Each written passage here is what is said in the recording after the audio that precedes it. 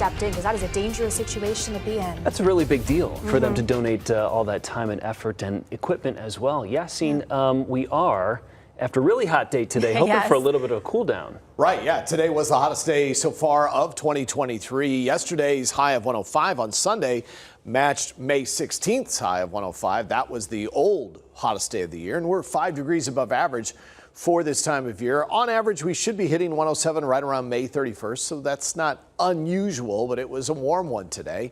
92 degrees outside right now, but what we're dealing with tonight is some pretty gusty winds.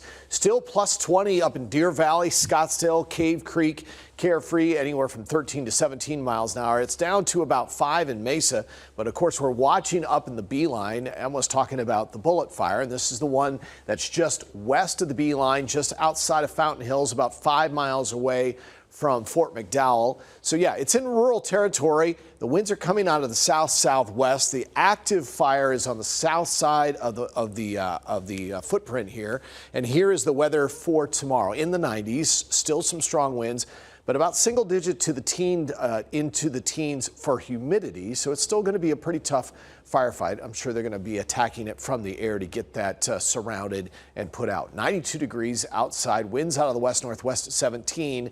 So yeah, there's a difference in pressure moving in, and it's going to cool us off. Here's our highs today. We're going to say goodbye to most of these triple digits by tomorrow because of this low pressure center. It's coming off the coast, Southern California, only in the mid 60s today over in LA and San Diego. So there's a lot of cool air behind it. What about rain? Mostly staying to the north and east. We did have some early morning rain in Flagstaff today, about 3/10 of an inch of rain, and the rain will continue outside of Arizona by tomorrow, Wednesday, Thursday. And then look at what happens by the weekend. Another cutoff low drops right into the same place.